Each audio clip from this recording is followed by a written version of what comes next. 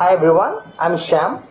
Like I have already announced before, in this video I'm going to discuss very common questions that students ask. I'm going to share my personal opinion on various queries, especially for the students who are preparing for government exams, or especially for the beginners who have not yet started their preparation for the government exams. I'm happy that I've got some questions, but a small request from my side is any query that you have or anything that you want to communicate, anything that you want to talk to me, please do message on my WhatsApp number, which I have already given you before. Some have sent in the messenger, and I don't use messenger very often. I have my WhatsApp number. It is already there, 6300493953. 6300493953. In this video, I would like to share my opinion on some of the queries that I have received. Number one, how much time is required to get a government job? A very common doubt for any beginner. If you have not yet started your preparation, you will definitely have this question. How much time will it take to get a government job? This cannot be generalized. Please make sure. It can take 1 year for someone, or it can take 6 months for someone. It can take 3 years for someone. So it depends on the prior knowledge that the student has got. If you have already some prior knowledge with you, you have some knowledge of aptitude, some knowledge of English grammar, you have already attempted some exams before, you would have some prior knowledge. Or if you have not attempted any exam, nor if you haven't taken coaching anywhere, you are called a beginner. So usually beginners will consume more time, beginners will take more time. However, to give a generalized answer, how much time will it take to get a government job? I have just 3 points to say. Number one, your prior knowledge is going to decide that. Number two, your time that you can spend for the preparation will decide it. Number three, an ideal average general duration that is required to get a government job is not more than 1 year. And when I say 1 year, this 1 year has to be a full-fledged preparation. Generally, I have seen very commonly people, students keep, commenting like this. I've been preparing for 4 years and I'm still preparing for that. So whether you're preparing for 4 years or 2 years doesn't matter. Quantity doesn't matter. Quality matters. So a good quality preparation for any competitive exam will not take more than 1 year if you have decided to get a government job from the bottom of the heart.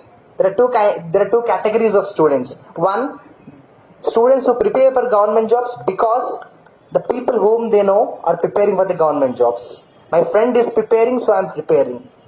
My uncle asked me to prepare, so I am preparing. My father is in a bank, so I am trying to get a bank job. My uncle is in civil services, so I am preparing for UPSC. This is category 1.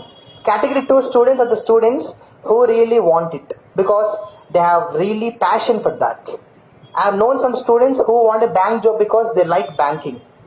I have known some students who want to be in police department because they like to be a policeman, serve the nation.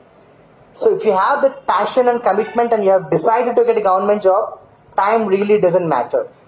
But please make sure an ideal 1 year is a minimum target that you can set up. But when you set up the target, when you set up the deadline, don't go for a long deadline. Some people, what do? I'm starting my preparation now and my deadline is 3 years. No, please don't do that, because the deadline itself is too long, you will become complacent. So try to run in the running race. Some people will tell you don't believe that running race and all that, it gives you stress. Yes, I do agree with that, but little bit of stress gives you little bit of responsibility and self-discipline, correct? So an ideal time that I believe would not be more than 1 year if you believe in qualitative preparation, not quantitative preparation. Okay? And the question number 2, query number 2, should I quit my preparation as I am not able to study? It's a very good question. I'm sure that COVID-19 must have, a cost, a query like this. Should I quit my preparation as I am not able to study? Yes, it's a beautiful question. It might be because of the factors, led by the COVID-19, or even any other reason, probably your financial setbacks or family struggles, personal responsibilities. So should I quit my preparation because I am not able to study? A simple point I want to share with you. Please listen carefully. Number one, why are you not able to study? Is a question that only you have the answer for. Nobody knows the answer, right? Why are you not able to study? Only you have to know the question. You have to know the answer. Number two, can I really not manage to study despite having all these circumstances? Is what you have to think seriously. Number one, why am I not able to study? Number two, can I still manage to continue my preparation despite having all these problems? Because sometimes what happens in our lives is we set up our own boundaries, correct? We create our own perimeters.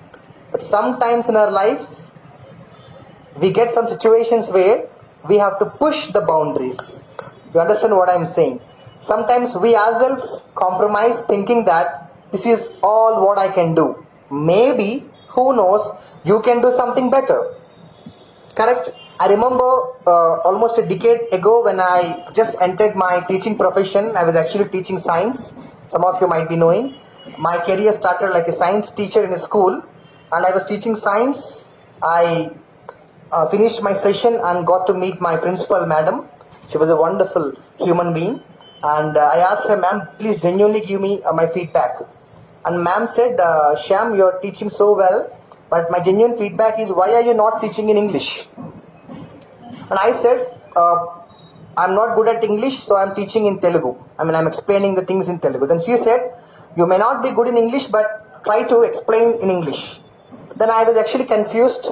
How would I speak in English, that too for the 9th, 10th standard students, teaching biology or teaching a topic like, a nervous system or digestive system. The whole topic in English is not easy because grammar is required there.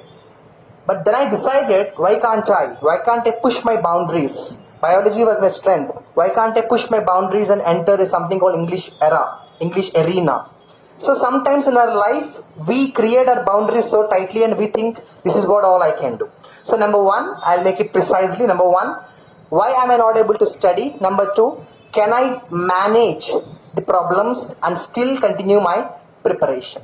Number three, if you're not able to study because of the reason that you have lost your job recently and you are in a depression, you are not absolutely well, or you are not able to study because someone in your family has some problem or kind of health ailment, you are not able to study because you don't have money with you, I'm telling you, this is a temporary thing.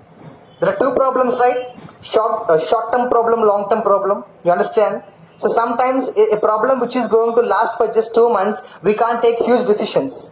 So let the problem be there, let the problem trouble me, let the problem disturb me, let the problem enjoy troubling me, and after 2 months, you give a shake hand to the problem, okay, say get lost. So sometimes the problem is small, but I take a big decision. You understand? So these 3 points I am sure will give you clarity, because I can't give a generalized statement, should I quit my preparation? It depends on person to person. But if you really introspect these 3 points that I have told you, why am I not able to study? Number 2, can't I push my boundaries and try to manage the situations and continue my preparation? Number 3, and point number 3 is, what exactly do I really want in my life? If I really want a government job, I think I can push my boundaries. And don't be afraid of short-term problems. If the problem is a short-term problem, don't call it a problem at all. Call it a small situation and face the situation. It is going to be temporary. The best example that I can give you is the COVID-19 situation. I have personally known many people who are absolutely low, who are absolutely, dismantled, psychologically and mentally disturbed since March, the lockdown. But I am telling all those wonderful friends of mine, don't take a huge decision because of COVID-19, because it's going to be quite short.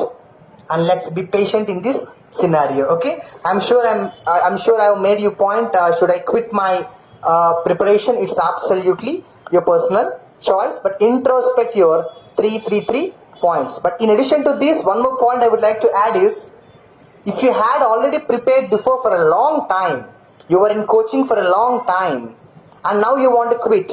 You have to think 100 times because all that preparation will be wasted. So please think about it seriously, because once you quit your preparation and give a space, give a long gap, to restart the preparation is again not easy. So this is going to be a lifetime decision to quit your preparation. So please genuinely, my honest advice is, quitting is easy but restarting is difficult. So before you quit, think about all these 3-4 factors that I have shared with you. Hope I made my point. And third query that I've got is, can I balance my preparation and work? Absolutely an important question for everybody, because most of us are working and also trying to prepare simultaneously. So can I manage my preparation simultaneously working in a company, in a private sector? And the answer is absolutely yes, because let me tell you very honestly, I have almost more than 11 years of experience in this profession. I have seen many students who don't work anywhere and just keep studying, and their complaint is, sir, I am not able to study the whole day, I am getting bored. 1 or 2 months is okay, but I am not able to simply sit at home and study. Shall I do some kind of part-time job? This is their complaint. And the complaint of the job holders is, I am getting tired in the office, so I am not able to study. So I think the human tendency is something like this. The grass on the other side is greenery, right? So what I don't have is more interesting, more valuable. That is one aspect.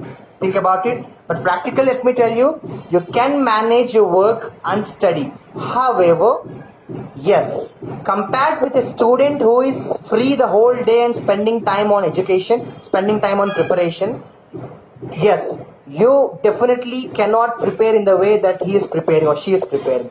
You will definitely have a lesser time and lesser what we call mental peace. You will have a lesser commitment and lesser input.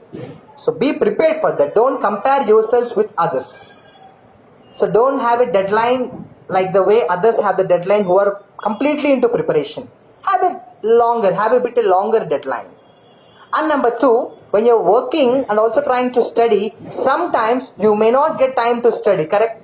For example, your office is 10 to 5 and 5:30 you're back home, you're okay with, you have taken rest for 1 hour, you have started preparing from 7 p.m. to 10 p.m. for example.